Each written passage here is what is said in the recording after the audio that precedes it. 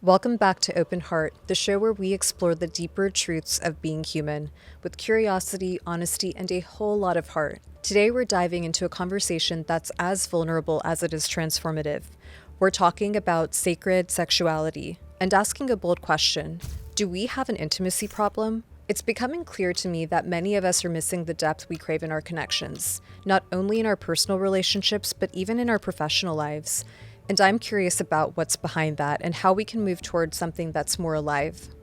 My guest is Pavla, a guide, teacher, and radiant soul who works with individuals to reclaim their sacred identity, heal through embodiment, and reconnect to their erotic essence.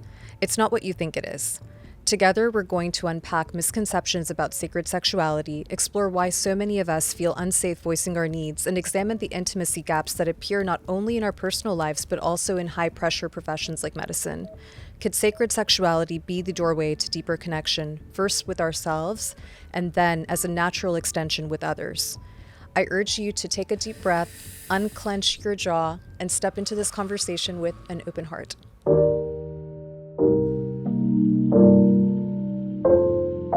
Welcome to the set of Open Heart. How are you feeling today? I'm feeling great. Thank you. It's so exciting to have you here. You are one of these people who has so much of this compassionate, safe, loving energy tied to you that you can actually go so much deeper with the people you work with. Can you tell us a little bit about your work? I work mostly with women trying to express their truest desires and reclaim their needs and find their power in their voice and expressing themselves through the voice and also embodying their own body. That is so beautiful. And you talk a lot about things like sacred sensuality or sacred sexuality and erotic essence. And these are words that most of us are like, what? Like, what did we just say?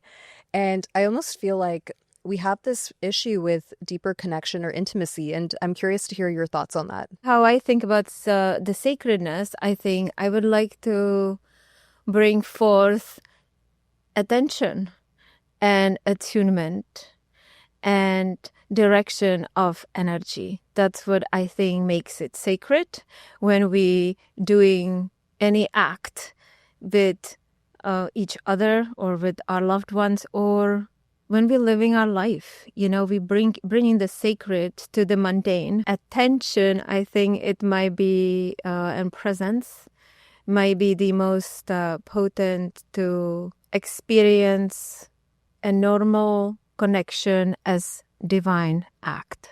I think you bring up some really important things. And you once mentioned to me that if you learn how to express yourself fully in the form of sensuality, then you can pretty much advocate for yourself in any environment. And I thought that was such a fascinating way of looking at it. Yeah. When we reclaim, especially women, when we reclaim our voices and we are able to express our needs and desires in our bedrooms, that is the most potent way how we reclaim who we are. And so walking through the life with the embodied sense of self and reclaim power to be able to walk to any place, to any environment with that knowing. And I think as women, we've been taught to be nice, or we've been taught to be good girls. To smile. And to smile. And that means that way we'll be received and chosen and wanted. And so we're going to earn our space somehow through being pretty or always looking young, not age. And all of these things that are against natural rhythms of the feminine makes us to then truly disconnect from our essence. And then we truly do lose the erotic essence or our aliveness. So, we can talk about these concepts, but what we're really talking about, it's our life. It's our life force. And it's the vitality that comes with being open to life, open to our senses, and open to being willing to allow others see us for who we are without needing to perform for being chosen or wanted or kept.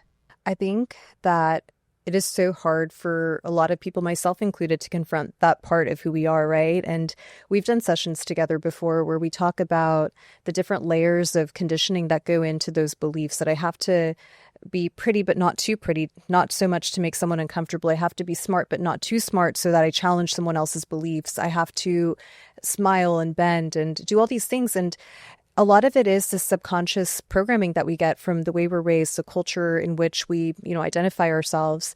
And I feel like for me, a lot of it came from my work environment even. So I'm a woman who's a structural interventional cardiologist, and I work in a very, very male-dominated environment. And being in this trajectory of 15 years of medical training leading up to being this independent cardiologist out in the world, I feel like I totally lost my sense of self. Like, what is my connection to myself? Like, I almost felt like a man walking in a woman's body. And I know it doesn't look like that just with the way I express myself to the world, but I lost the entirety of like my sensual expression of self. And it almost felt like I wasn't allowed to do that. And it affected my relationships. And I'm curious to hear about your experience with women in these hypermasculine fields. Like, what happens to people and how do we come back to this life force that you're talking about? The feminine needs to be acknowledged in places and in fields that are, driven in a little bit more demanding environments like law, medicine, or politics. I don't know, just like these kind of demanding place where the feminine fully doesn't know how to flourish and blossom. But I think for us as women, we need to start to understand that it's our own process to go through internal digesting, awakening to choose that we want to reclaim this part of ourselves back. The feminine is part of what needs to be reclaimed for humanity. It's the earth, it's the sacred, it's the body, it's the life, and it's death. And we fear so much of those cycles in our lives that the feminine is somehow attached to a lot of suppression because we are afraid of it. And so in my own journey, for example, with feminine, and there's also, I just want to name it immediately, reclaiming the masculine inside of ourselves is also another process. I love that you mentioned that, and I want to come back to what is masculine, what is feminine. Do we have both of these things within each one of us? Yeah, and I want to speak because it's like it can be so misunderstood from the place of only like female's body or male body. And I'm talking energetics. And so if we're talking about essence and life force, that's energy floating through our bodies. Why the energy doesn't flow freely through our bodies is because it's somehow blocked.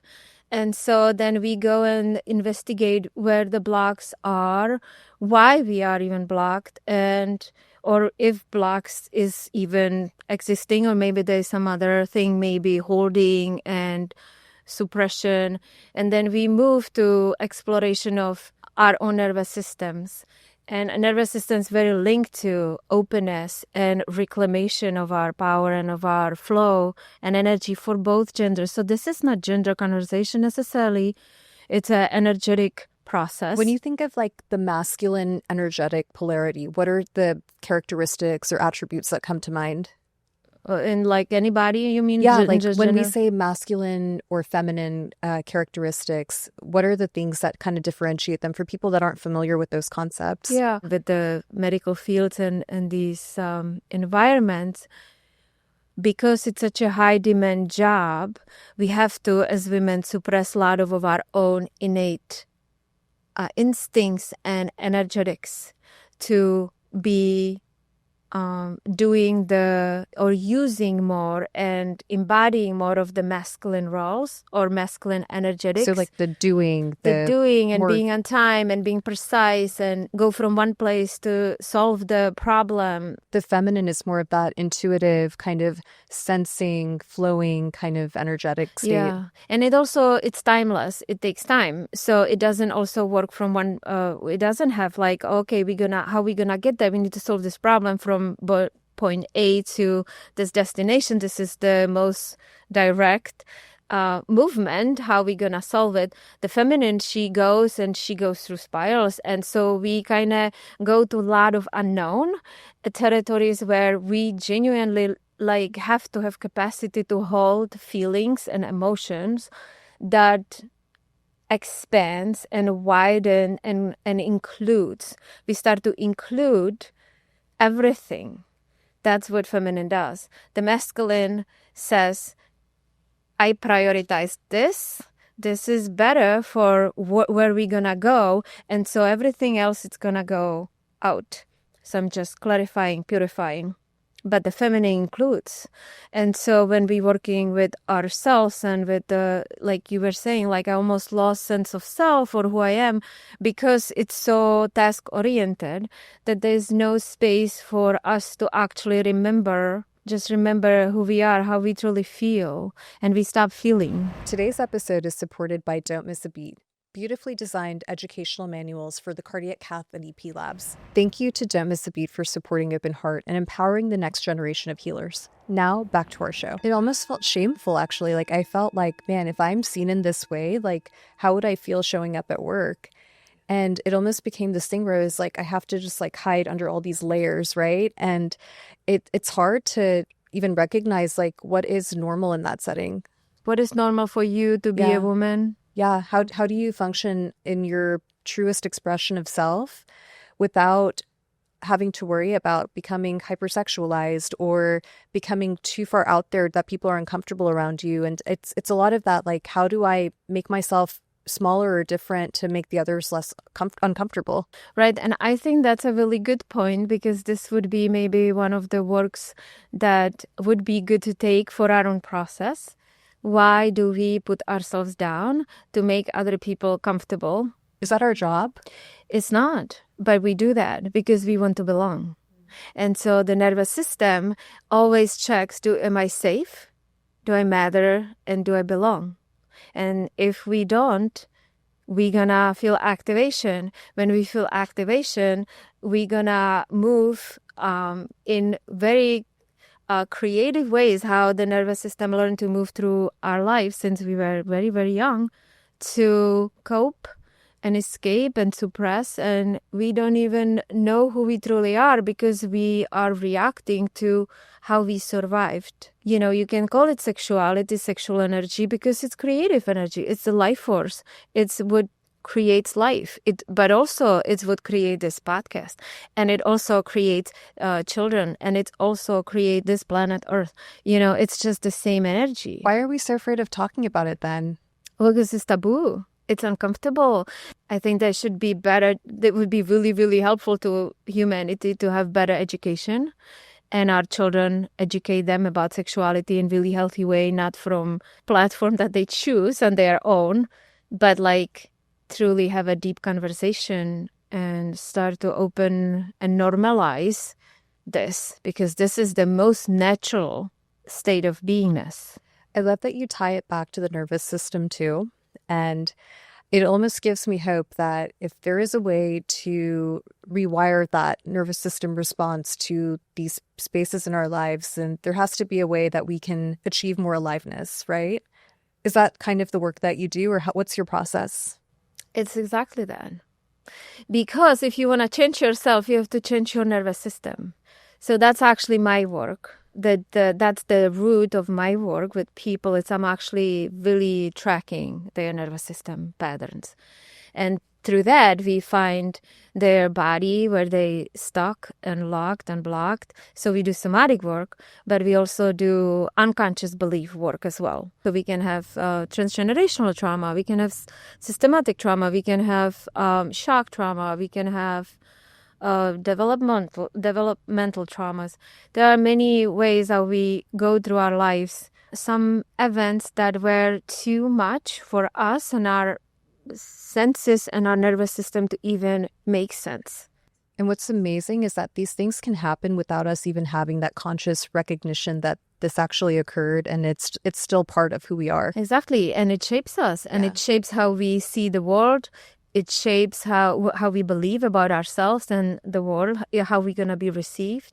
If we were helped and supported by the event, this overwhelming event, then we will have created different belief system versus when we are not helped.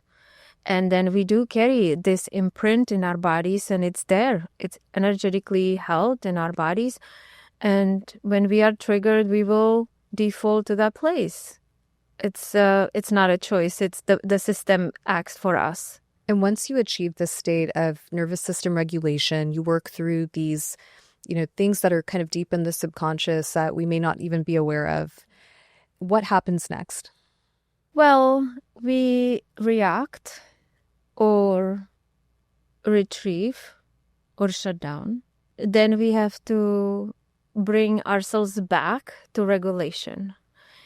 If we shut down, we have to work really, really hard inside of ourselves to bring ourselves back from like a frozen state or dissociated state. Is this what, people have avoidant patterns? Is that kind of what happens to them? Well, avoidant patterns are a little bit more like it's a coping strategy when emotions are too intense and overwhelming. We have tendency to kind of bypass them, like it's too much, I cannot feel and process because it's just like overwhelming and I don't have the resource inside of myself to go through it, so I'm gonna move away from it and kind of like find ways how I avoid it, not to fully go, which means I can grab the phone or I can start talking or I can be distracted or even use some substances. It's just the way how we cope. It's a strategy to survive overwhelmed. What is the most common challenge that you see in your work? What kind of things do people struggle with in sexuality? Well, that is a lot, but I think it's for women, I would say receiving pleasure and finding actually being able to fully relax in their body. One of the reasons is I think we really do miss genuine intimacy with each other and with ourselves as we are reclaiming this nervous system and our bodies, and we start to open our senses, create space for slowing down and for being available to listen more deeply. We start to open and our bodies start to open and our bodies start to give us information that we could not even remember, or we don't even understand where is this coming from. Suddenly I'm talking about this, or suddenly I'm realizing this was important and I was like fighting for this, and now I realize that actually what I'm trying to say might be actually completely different desire or need that I have under, that I would not access if I did not take the pause and slow down and feel. We stop feeling. Our bodies are coming together. It's actually happening in our bodies. But we process that connection through our heads. We have to drop deep and feel. This episode of Open Heart is supported by Summit Group Wealth Management. Greg Berryhill and his team of experts help people create financial clarity so they can live fully and on their own terms. Learn more at summitgroupwealth.com. It's so scary to feel, right? We think we have so much control, and the way we rationalize and create thoughts around all of our life experiences, you're right, that's what we do with sexuality as well. We have this kind of script in our mind of what it's supposed to be, and we don't necessarily allow ourselves to feel and be fully immersed in that experience, but that also takes safety, right? And Absolutely. I've fallen into the trap where I expect the other person to provide the safety, and it's like, actually the safety has to first come from within. It's our own regulation, but it is also safety within the, partnership or the connection, even the connection. If we make that conscious, that actually we will have such a different experience for both of those people who are present.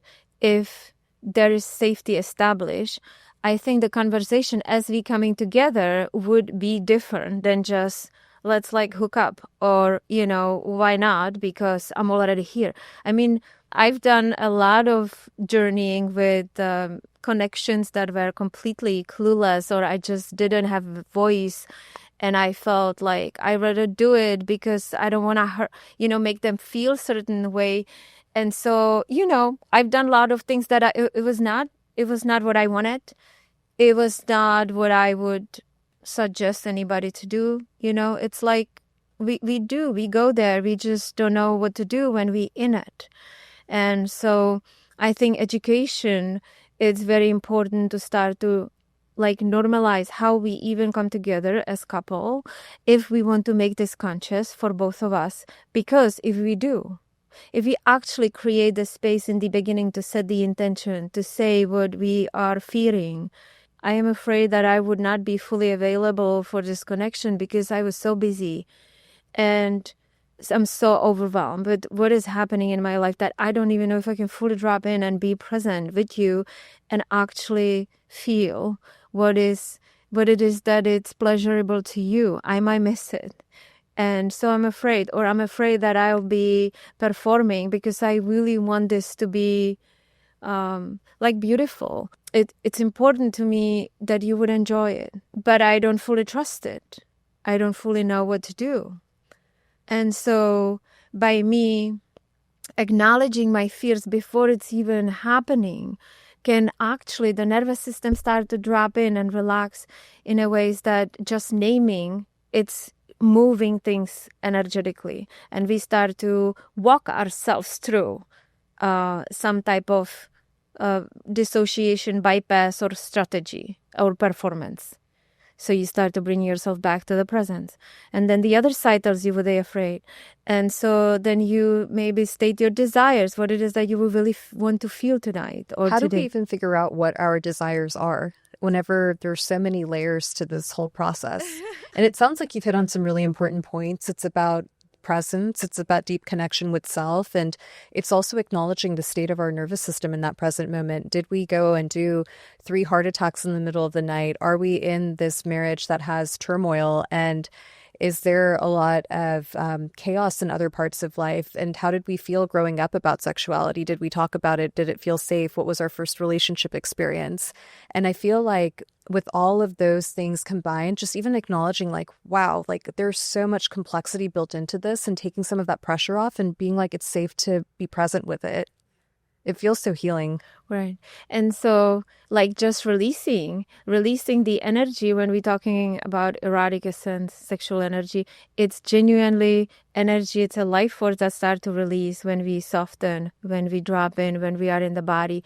And what this is like also another part of my work when I'm guiding and teaching people to be allowing to enter the space of connection exactly the way they are. So even if there were 3 heart attacks that night in the in the medical field, or even if we... Is that a weird thing to say? Hey, I just took care of 3 patients with heart attacks and I'm back. And I'm back and I want to also have some pleasure. But that has...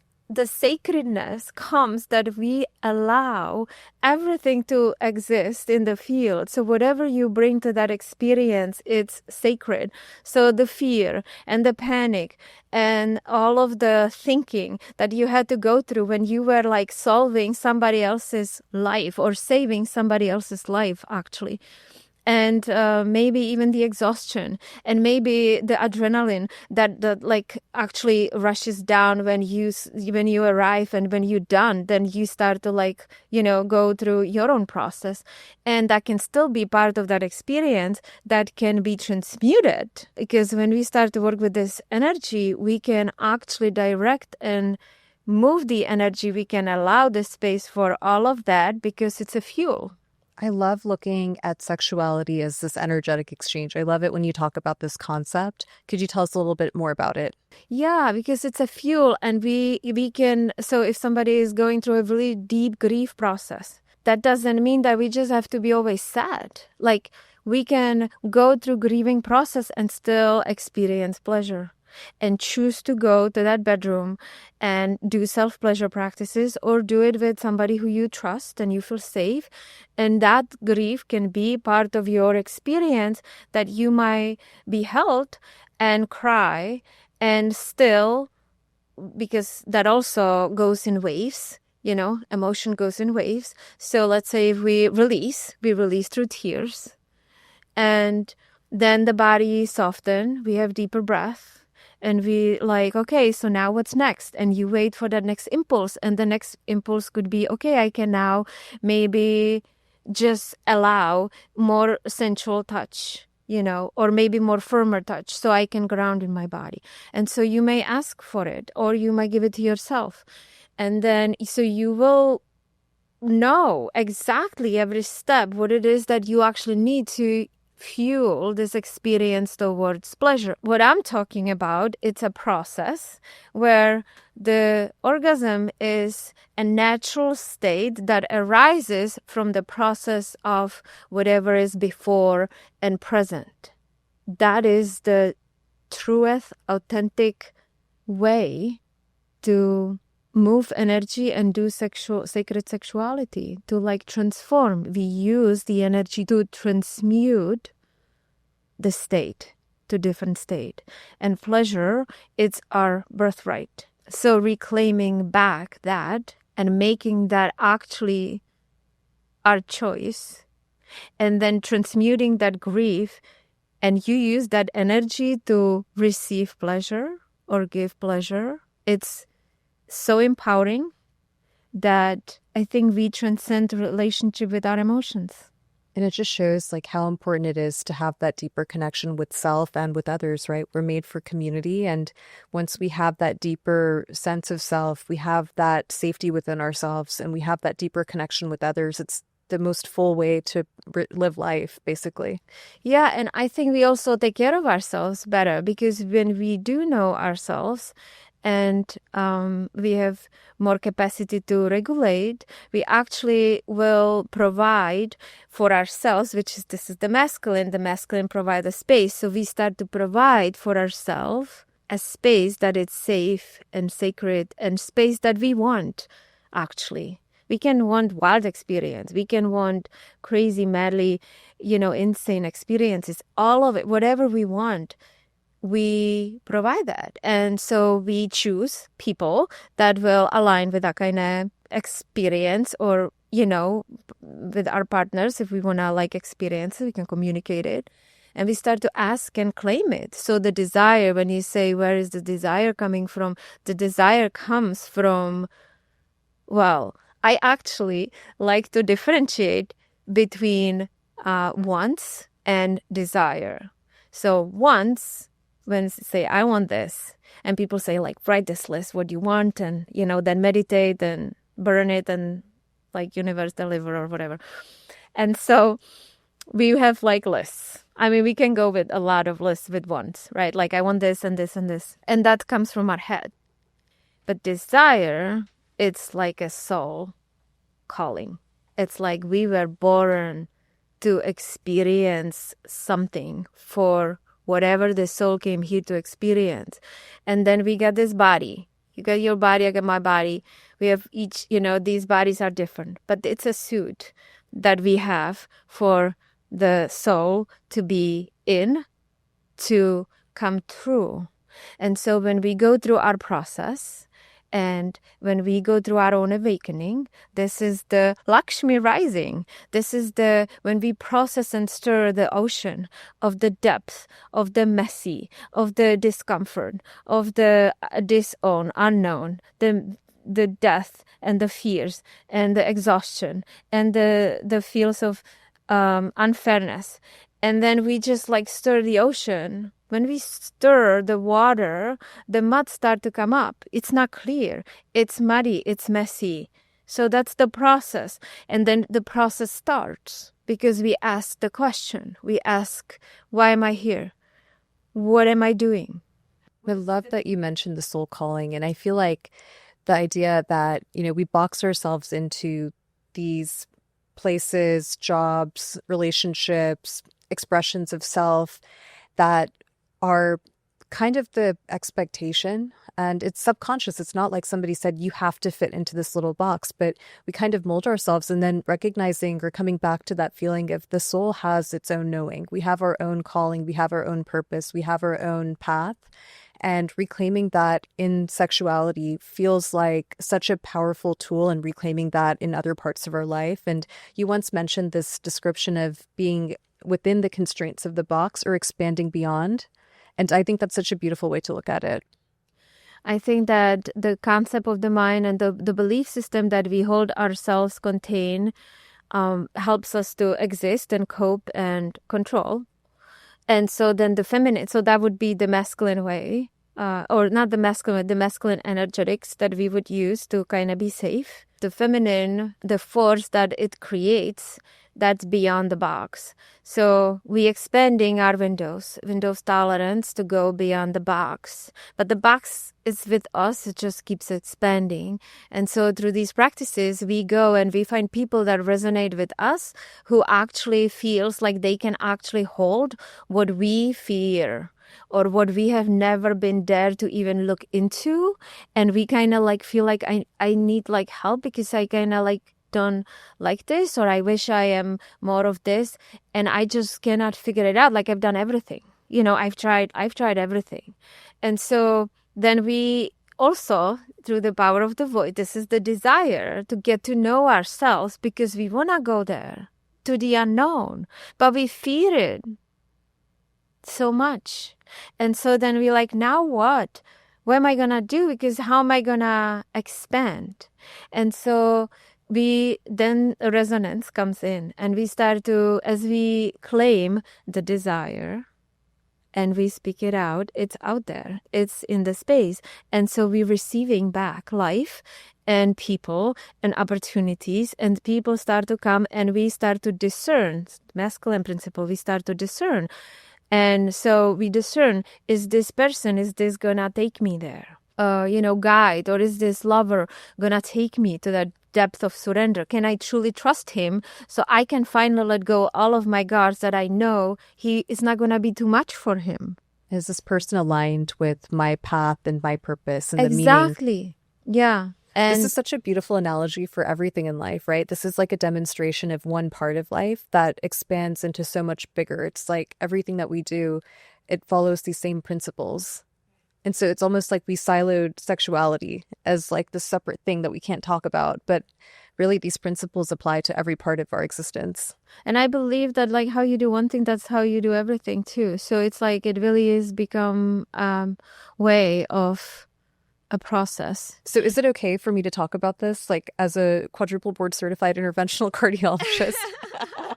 And, the crazy thing is like women make up such a small percentage of my field, and we also don't talk about this stuff, and it doesn't have to be confined to men or women, right? And it just feels like, man, how did we get here? And I know I'm not alone in thinking that, like, in medicine and a lot of these like high pressure, high performance type of fields, people do have a lot of difficulty with personal relationships and deeper connection. And I think in general in the world, just hearing about dating culture, I think deeper connection is something that's really missing. And it feels like we kind of have to have the conversation about why. I would probably take it to a place of how we were brought up, like as children, and how we were received in our environment. That will shape the way how we will be received and receiving our partners. My mom would tell me, Pavla, like I'm going to say, hey, mom, I'm sad, like I don't feel well, like my life is not working, and I'm trying to like do the best and it's just not working. And then she would get upset. So I'm sad, but she gets upset with me back because it stresses her. So her window for grief, it's 0. It's very tiny. But because she cannot tolerate grief, the sadness of her daughter suffer, it's not happy, then the window for my grief shuts down. So it's maybe like open for this. And instead she shifts into rage or anger because that was more accessible for her, how she could cope and survive. And that's what I received. So I'm sad. I'm not met with sadness or support of holding. I'm met with anger. And so what I learn is to bypass the energy. I don't have capacity to hold sadness and grief for myself because I was not held in it ever. And so when I then meet people like my friends and, my partners and anybody, you interact with, I learn grief is not welcome. So when somebody gonna go through grief and they say, Pavla, I had a really hard day, this was just really tough, I'm gonna shift to rage because that's what I learned. And so those early behaviors also translate into the way that we give and receive intimacy then. Yeah. Yeah. Because the intimacy means that we are capable to actually hold all spectrum of emotions. Because when we coming together closer, especially with our partners, and sexuality it's involved, because sexuality triggers different parts of our brain, and you don't have to be upset with your friend about things that you might be concerned with your partner about, because you have different connection, because you're doing different things, because your life actually gonna depend on your partner's choices, not your friend's choices. So we become closer, and the relationship has different tone and value and needs. When we coming closer to each other, we are coming closer to our each other pain and trauma. So more of those trauma responses do show up than in closer relationships. Yeah. And then how we coped in childhood, what we learned, and then we cope through our life, what we learned, if we don't actually consciously pay attention and work through our own regulation, we will project and play that stuff out with the partner. The closer you get to them, the more vulnerable you become, the more reactive you become, because it's less and less safe. Mm-hmm. So the intimacy means that you have the capacity to open to all of these emotions that are difficult, to be in the unknown, not to actually use the strategy so if I say this, you're gonna then answer this, then I'm gonna get there, or we will get there. So it's more of like a protective control. It's absolutely protective control. Yeah. And that's what people fight for. When we fight for power and for control. I think even just that awareness is such a huge shift for so many of us, right? And I think, for people who are just now scratching the surface of what it means to embrace sacred sexuality, erotic essence, what is one practice that you would recommend that people look into for themselves? If they're afraid to, go talk to someone or experience a group setting of like coaching or somatic practices, what's an easy thing that people can do just to, even start to expand in that way? Well, I would definitely invite people to start to opening their senses. Like, become sensual means that we awakening to our senses. What are you feeling, and are you consciously aware that you're touching, but also how you're receiving that touch from what you're touching. So it's both, you're touching, but you're receiving also the touch back. So it's the touch, it's the smell. What are you smelling in the space? In the space wherever you are, you can smell anything. Whatever is there, just smell what is in that space. And open the sense of smell, and then open the cells. What do you hear? The scent. What do you hear? It's like the deep presence. It's a deep presence that you start to include and embody the space of yourself and open. And then life talks to us constantly. And it's not just giving, we start to receive. Energy that wants to move. It just wants to move, and it's moving us. And when we can surrender to the energy, we don't surrender to the person we with. We're surrendering to the energy of our own life force inside of ourselves. It takes you, it moves you. You're not moving, you're following. You're constantly surrendering to the follow of her pulses, of her ways, how she wants to move through you, and how she moves your hips, how she moves your chest, and how she wants to breathe. And you don't have to figure it out what to do, because she'll take you. But that's the unknown outside the box. It's the deep trust with self. Yes. What a beautiful way. That's the intimacy. Yeah. That's the intimate living. And it all starts within. It's like deep self-trust, deep recognition of presence. It's the nervous system being able to meet you where you are. And I really love talking to you. Every time I talk to you, I learn something new. And I'm like, oh yeah, like that makes sense. So my last question for you, Pavla, is what does it mean to you to live with an open heart? An open heart requires courage, desire, and connection to the soul to say, I am gonna show who I am, and I will deliver to the world what I came here to do, because that's why I'm here. That's beautiful. And also, I have to mention before we wrap that, if you told me 2 years ago I would be having a conversation about sexuality on a public platform and living my life this way, I would have told you absolutely not. And you're right. It's like once you do open up to this inner knowing, this deep soul calling, and you're open to exploring all parts of yourself, like you do shift and you realize like there is a lot more to expand and grow in this lifetime. And I also had an experience with a patient who, we treated him for a heart attack, and physically he did very well, and best possible outcome in that situation. And, I saw this patient very regularly in the office. I like to keep close eyes on people whenever they have a big event.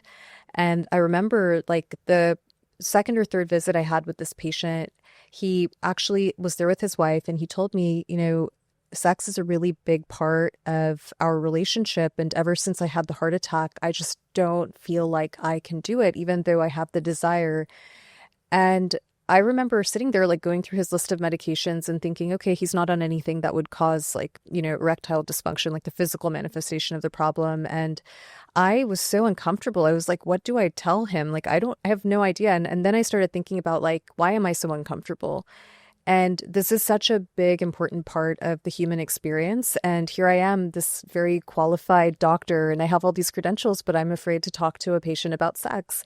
And then I started going deeper and looking at myself like, hey, how do I feel about sexuality? Where do I hide? And I realized that I have that same tendency in my own life. I don't know if I'm alone in that experience, but I don't think I am, because I feel like whenever we aren't given a safe space to have those conversations, and we don't have somebody else, with the openness to start sharing, you kind of never know what the other person is thinking. And so I really admire your, courage and your ability to share about a topic that is so hard for so many people in such a beautiful way. Yeah, thank you. And I also can relate a lot to this. It took me many years to get ready in a way that I could feel comfortable, and how to deliver it in a way that feels acceptable, and that I can actually be even like alive when I'm sharing, because it was also my own journey. I don't talk about sexuality. I talk about life. And I think we should be talking about life and what makes us alive. And sexuality created us, and we're here because of it. And so I think we should reclaim how and why and where we came from. Do you ever think about like, I think about this all the time now. Like, I feel like I wish I knew if my grandmothers or my great-grandmothers, were they truly in full expression of who they are? Were they truly happy? Did they experience pleasure? Did they express themselves to their fullest potential? And I feel so grateful to now live in a lifetime where I have that opportunity. And I feel like it is built on the back of so much sacrifice. And so it feels so important to use the voice and to be the full expression of who you are as a person right now. Because this is the piece of the transgenerational trauma and the transgenerational basically connection, that how we are linked to our ancestors and also to our line. All of our ancestors are here. They inside of us. We are not separate from them. They are like pulsing in ourselves. And we are receiving their pain and their sacrifice, but we are also receiving their gift to reopen.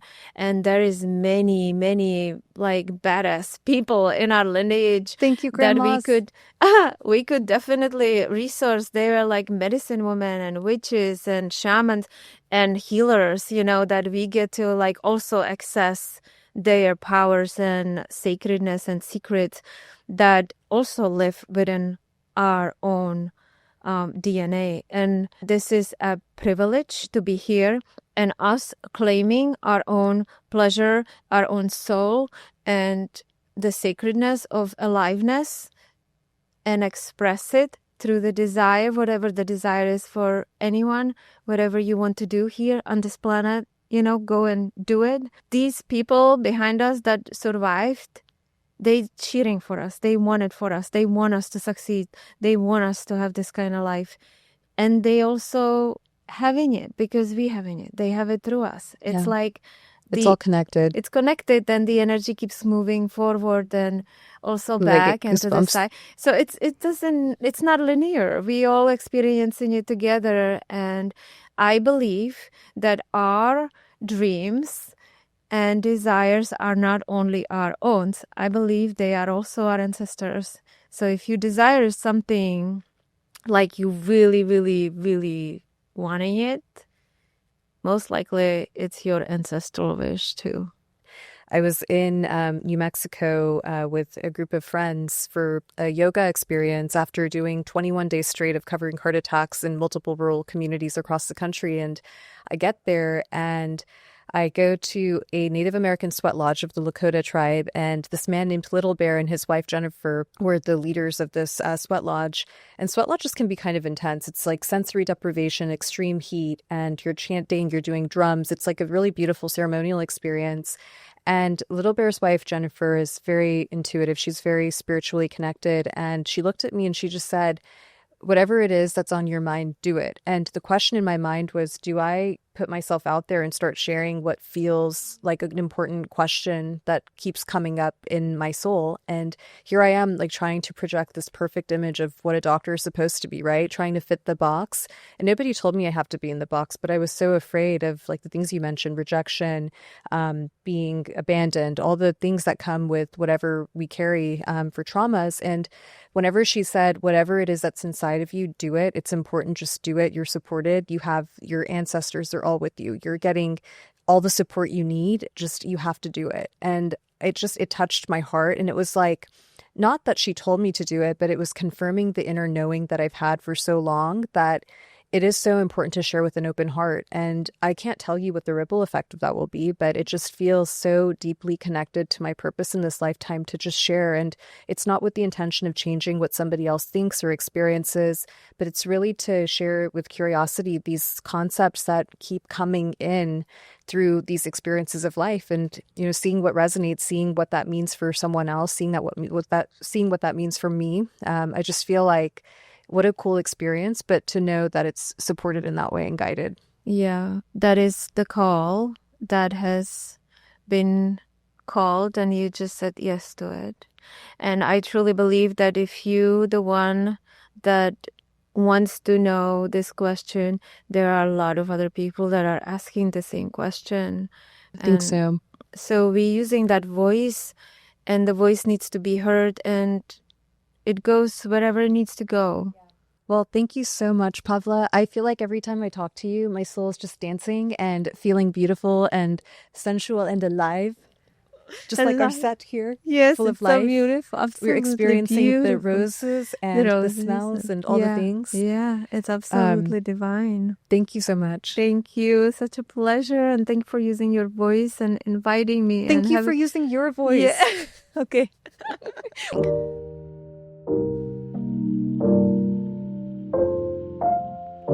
If this conversation spoke to you, I'd love for you to stay connected. Subscribe on YouTube or wherever you're listening so you're part of this growing circle.